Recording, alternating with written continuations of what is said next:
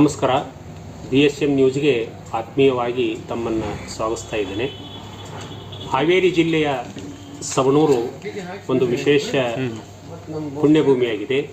ಇಲ್ಲಿ ಸಾಹಿತ್ಯದಿಂದ ಪೀಕರು ಗೋಕಾಕ್ ಅವರ ಜನ್ಮಸ್ಥಳ ಹಾಗೂ ನವಾಬರ ಇತಿಹಾಸ, ದೊಡ್ಡ ಹುಣಸೆ ಕಲ್ಪ ವೃಕ್ಷಗಳ ಪುಣ್ಯಭೂಮಿ, ನಾಡಿಗೆ 2 ಜನ ಮುಖ್ಯಮಂತ್ರಿ ನೀಡಿರುವ ಈ ಪುಣ್ಯಭೂಮಿಯಲ್ಲಿ ಒಂದು ವಿಶೇಷ ಶಕ್ತಿ ಇದೆ. ತಾಲೂಕಿನಲ್ಲಿ ವಿದ್ಯಾರ್ಥಿಗಳಿಗೆ ಉತ್ತಮ ಭವಿಷ್ಯವನ್ನು ನೀಡುವಂಥ Swami Vivekananda tutorial school bus stand ಹತ್ತಿರ ಹಾವಣಿಗಿ ಬಿಲ್ಡಿಂಗ್ ಹತ್ತಿರ ಇದೆ. ವಿಶೇಷ ಮಕ್ಕಳಿಗೆ ಭವಿಷ್ಯ ನೀಡುವ ಒಂದು ಉತ್ತಮ ಕೇಂದ್ರವಾಗಿದೆ. ಉತ್ತಮ ಸುಸಜ್ಜಿತವಾದ ಸುವ್ಯವಸ್ಥೆಗಳಿಂದ ಕೂಡಿದ ಈ ತರಬೇತಿ ಕೇಂದ್ರ ಮಕ್ಕಳ ಭವಿಷ್ಯಕ್ಕಾಗಿ ಇಲ್ಲಿನ ಬೋಧನಾ ಸಿಬ್ಬಂದಿ ಹಗಲಿರುಳು ಶ್ರಮಿಸುತ್ತಿರುವುದು ಇಲ್ಲಿನ ಫಲಿತಾಂಶವೇ ಕಾರಣ. 100ಕ್ಕೆ 100ರಷ್ಟು ಫಲಿತಾಂಶ ನೀಡುವ ಈ ತರಬೇತಿ ಕೇಂದ್ರ ಜಿಲ್ಲೆ ಹಾಗೂ ಅಂತರ್ಜಿಲ್ಲೆಯಲ್ಲಿ ಪ್ರಸಿದ್ಧಿ ಪಡೆದಿದೆ. ಇಲ್ಲಿ ಸವಣೂರಲ್ಲದೆ ಉತ್ತರ ಕನ್ನಡ, ಶಿವಮೊಗ್ಗ, ಗದಗ, ವಿಜಯನಗರ, ಧಾರವಾಡ, ಬಳ್ಳಾರಿ, ದಾವಣಗೆರೆಯಿಂದ ಕೂಡ ಇಲ್ಲಿ ತರಬೇತಿ ಪಡೆದು ಮಕ್ಕಳು ಉತ್ತಮ ಭವಿಷ್ಯವನ್ನು ನಿರ್ಮಿಸಿಕೊಂಡಿದ್ದಾರೆ.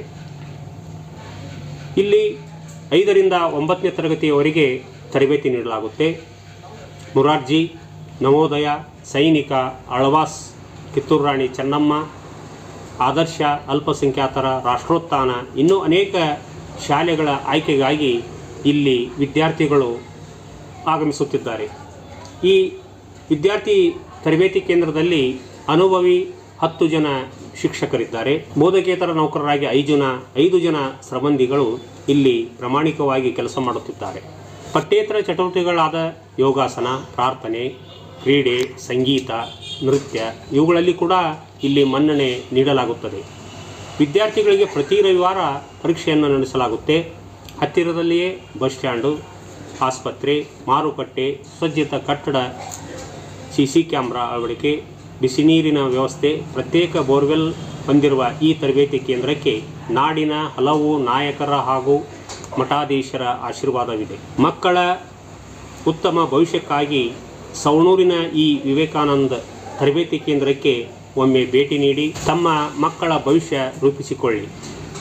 ಈ ತರಬೇತಿ ಕೇಂದ್ರದಲ್ಲಿ ಹಗಲಿರುಳು ಶ್ರಮಿಸುತ್ತಿರುವ ಈ ಕೇಂದ್ರದ ಅಧ್ಯಕ್ಷರಾದ ಸನ್ಮಾನ್ಯ ಶ್ರೀ GK ಗಟ್ಟಿಗೌಡ್ರು ಹಾಗೂ ಕಾರ್ಯದರ್ಶಿಗಳಾದ ಶ್ರೀ ರವಿ ರಾಠೋಡ್ ಅವರಿಗೆ ನಮ್ಮ BSM ನ್ಯೂಸ್ನಿಂದ ಹೃತ್ಪೂರ್ವಕವಾಗಿ ಅವರನ್ನು ಕೃತಜ್ಞತೆಯನ್ನು ಸಲ್ಲಿಸ್ತಾ ಇದ್ದೇನೆ.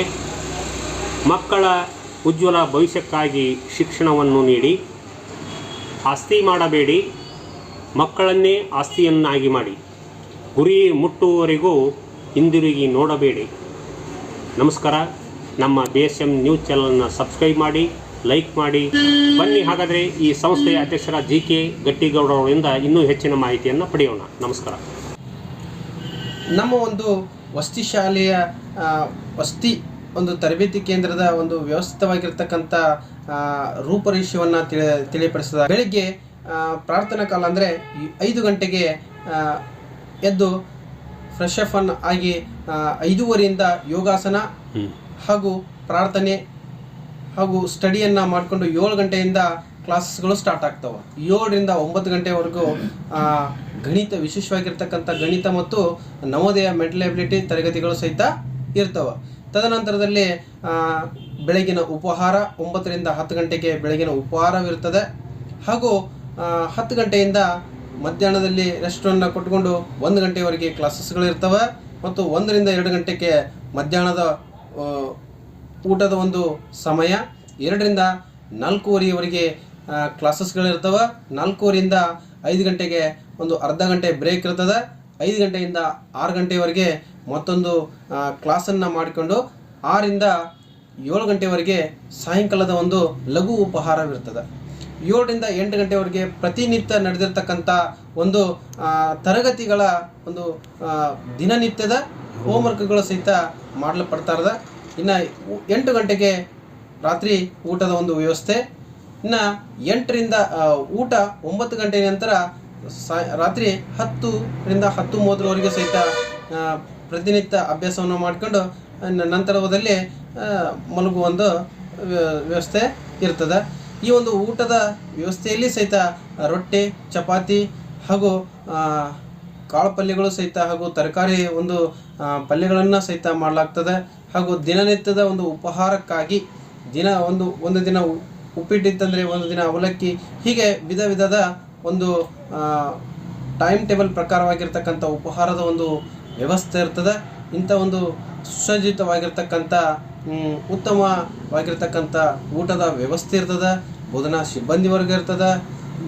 ಹಾಗೂ 24x24/7 CC ಕ್ಯಾಮ್ರಾ ಒಂದು ವ್ಯವಸ್ಥೆಯೂ ಸಹಿತ ನಮ್ಮ ಒಂದು ಕೋಚಿಂಗ್ ಕ್ಲಾಸ್ನಲ್ಲಿ ಇದೆ. ಇಂಥ ಒಂದು ವ್ಯವಸ್ಥಿತವಾಗಿರ್ತಕ್ಕಂಥ ತರಬೇತಿ ಕೇಂದ್ರಗಳಿಗೆ ತಮ್ಮ ಮಗುವನ್ನು ಹಾಜರುಪಡಿಸಿ ಯಶಸ್ವಿಯಾಗಲಿಕ್ಕೆ ನೀವು ಕಾರಣೀಕರ್ತರಾಗಿರ್ತಕ್ಕಂಥ ಮಾತನ್ನು ತಿಳಿಯಪಡಿಸ್ತೇನೆ. ಧನ್ಯವಾದಗಳು. ಆತ್ಮೀಯ ಪಾಲಕರಿಗೆಲ್ಲರಿಗೂ ನಮಸ್ಕಾರಗಳು. ನಾವು ಇವಾಗ ಈ ಊಟದ ಒಂದು ಮೆನು ಚಾರ್ಟ್ ಬಗ್ಗೆ ನಾವು ಹೇಳ್ತೀನಿ. ಆತ್ಮೀಯ ಪಾಲಕರೇ, ನೋಡಿ, ವಾರದ ದಿನಗಳು ಟೋಟಲ್ ಭಾನುವಾರ, ಸೋಮವಾರ, ಮಂಗಳವಾರ, ಬುಧವಾರ, ಗುರುವಾರ, ಶುಕ್ರವಾರ, ಶನಿವಾರ ಅಂತ ವಾರಗಳಿರುತ್ತೆ. ಇಲ್ಲಿ ಬೆಳಗಿನ ಉಪಹಾರ 9 ರಿಂದ 9:30 ನಾವೇನಪ್ಪ ಅಂದರೆ ಭಾನುವಾರ ಇಡ್ಲಿಯನ್ನು ಕೊಡ್ತೀವಿ ನಾವು. ನಂತರ ಮಧ್ಯಾಹ್ನದ ಊಟ 1 ರಿಂದ 1:30 ಸಿಹಿ ಅಡುಗೆ, ಅನ್ನ ಸಾಂಬಾರನ್ನ ನಾವು ಕೊಡ್ತೀವಿ. ಹಾಗೆ ಲಘು ಉಪಹಾರ 6 ರಿಂದ 6:30 ಲಘು ಉಪಹಾರ ಅವರಿಗೆ ಸ್ನ್ಯಾಕ್ಸ್ ಅನ್ನು ನಾವು ಕೊಡ್ತೇವೆ. ಹಾಗೆ ರಾತ್ರಿ ಊಟ 8 ಗಂಟೆಯಿಂದ 8:00 ಚಪಾತಿ, ಕಾಳು ಪಲ್ಯ, ಅನ್ನ ಸಾಂಬಾರು ಈ ಥರ ನಾವು ಕೊಡ್ತೇವೆ. ಅದೇ ರೀತಿಯಾಗಿ ಸೋಮವಾರ ದಿವಸ ಬೆಳಗಿನ ಉಪಹಾರ ಉಪ್ಪಿಟ್ಟಿರುತ್ತೆ. ಹಾಗಾಗಿ ಮಧ್ಯಾಹ್ನದ ಊಟ ರೊಟ್ಟಿ, ತರಕಾರಿ ಪಲ್ಯ, ಅನ್ನ ಸಾಂಬಾರ್ ಈ ತರ ನಾವು ಕೊಡ್ತೀವಿ. ಹಾಗೆ ಲಘು ಉಪಹಾರ ಸಾಯಂಕಾಲ ಅವರಿಗೆ ಸ್ನ್ಯಾಕ್ಸ್ ಕೂಡ ಇರುತ್ತೆ. ಬಿಸ್ಕೆಟ್, ಮೊಳಕೆ ಕಾಳಾಗಲಿ, ಕಡಲೆ ಆಗಲಿ ಈ ತರ ನಾವು ಲಘು ಉಪಹಾರ ಕೊಡ್ತೀವಿ. ಹಾಗೆ ರಾತ್ರಿ ಅನ್ನ ಸಾಂಬಾರನ್ನು ನಾವು ವಿದ್ಯಾರ್ಥಿಗಳಿಗೆ ಕೊಡ್ತೀವಿ. ಹಾಗೆ ಮಂಗಳವಾರ ದಿವಸ ಅವರಿಗೆ ಬೆಳಗಿನ ಉಪಹಾರ ಅವಲಕ್ಕಿಯನ್ನು ಕೊಡ್ತೇವೆ. ಮತ್ತೆ ಮಧ್ಯಾಹ್ನದ ಊಟ ಚಪಾತಿ, ಕಾಳಿನ ಪಲ್ಯ, ಅನ್ನ ಸಾಂಬಾರ್ ಅವ್ರಿಗೆ. ಅದೇ ರೀತಿಯಾಗಿ ಲಘು ಉಪಹಾರ ಮೊಳಕೆ ಕಾಳನ್ನು ನಾವು ಕೊಡ್ತೀವಿ. ಅದೇ ರೀತಿಯಾಗಿ ರಾತ್ರಿ ಊಟ ಅನ್ನ ಸಾಂಬಾರನ್ನು ನಾವು ಮಕ್ಕಳಿಗೆ ಕೊಡ್ತೀವಿ. ಮತ್ತೆ ಬುಧವಾರ ದಿವಸ ಪುಳಿಯೋಗರೆ. ಹಾಗೆ ಮಧ್ಯಾಹ್ನದ ಊಟ ಸಿಹಿ ಅಡುಗೆ ಇರುತ್ತೆ, ಅನ್ನ ಸಾಂಬಾರು ಇರುತ್ತೆ, ಲಘು ಉಪಹಾರ ಅದೇ ಪ್ರಕಾರ. ಹಾಗೆ ರಾತ್ರಿ ಊಟ ಮುದ್ದೆ ಇರುತ್ತೆ, ರಾಗಿ ಮುದ್ದೆ, ಅನ್ನ ಸಾಂಬಾರು ಕೂಡ ನಾವು ವಿದ್ಯಾರ್ಥಿಗಳಿಗೆ ಕೊಡ್ತೀವಿ. ಅದೇ ರೀತಿಯಾಗಿ ಗುರುವಾರ ದಿವಸ ಟೊಮ್ಯಾಟೊ ಬಾತ್, ಇದು ಬೆಳಗಿನ ಉಪಹಾರ. ಮಧ್ಯಾಹ್ನದ ಊಟ ರೊಟ್ಟಿ, ತರಕಾರಿ, ಅನ್ನ ಸಾಂಬಾರ್ ಕೊಡ್ತೇವೆ. ಹಾಗಾದ್ರೆ ಲಘು ಉಪಹಾರ ಅದು ಸ್ನ್ಯಾಕ್ಸ್ ಅಂತ ಕೊಡ್ತೇವೆ. ರಾತ್ರಿ ಊಟ ಪುಲಾವ್ ಅಂತ. ಶುಕ್ರವಾರ ಚಿತ್ರಾನ್ನ ಕೊಡ್ತೇವೆ ಲಘು ಉಪಹಾರ. ಶುಕ್ರವಾರ ಚಿತ್ರಾನ್ನ ಕೊಡ್ತೇವೆ ಬೆಳಗಿನ ಉಪಹಾರ. ಹಾಗೆ ಮಧ್ಯಾಹ್ನದ ಊಟ ಅನ್ನ ಸಾಂಬಾರ್, ಮತ್ತೆ ಸಾಯಂಕಾಲ ಅವರಿಗೆ ಮೊಳಕೆ ಕಾಳನ್ನು ಕೊಡ್ತೇವೆ. ಹಾಗೆ ರಾತ್ರಿ ಊಟ ಚಪಾತಿ, ತರಕಾರಿ ಪಲ್ಯ, ಅನ್ನ ಸಾಂಬಾರು ಈ ತರ ನಾವು ಕೊಡ್ತೇವೆ. ಮತ್ತೆ ಶನಿವಾರ ದಿವಸ ಚೌಚೌ ಬಾತ್ ಅಂತ ವಿಶೇಷವಾದಂತಹ ಒಂದು ಲಘು ಬೆಳಗಿನ ಉಪಹಾರವನ್ನು ಕೊಡ್ತೇವೆ. ಅದೇ ರೀತಿಯಾಗಿ ಮಧ್ಯಾಹ್ನದ ಊಟ ರೊಟ್ಟಿ, ತರಕಾರಿ ಪಲ್ಯ, ಅನ್ನ ಸಾಂಬಾರು ನಾವು ಕೊಡ್ತೇವೆ. ಆಮೇಲೆ ಲಘು ಉಪಹಾರವನ್ನು ಕೊಡ್ತೀವಿ ಸಾಯಂಕಾಲ ಸ್ನ್ಯಾಕ್ಸ್ ಅಂತ ಹೇಳಿ. ಹಾಗೆ ರಾತ್ರಿ ಊಟ ಅನ್ನ ಸಾಂಬಾರ್. ಅದೇ ರೀತಿಯಾಗಿ ಪ್ರತಿ ತಿಂಗಳ ಕೊನೆಯ ರವಿವಾರವರೆಗೆ ನಾವು ಮೊಟ್ಟೆಯನ್ನು ನಾವು ವಿತರಿಸ್ತೇವೆ.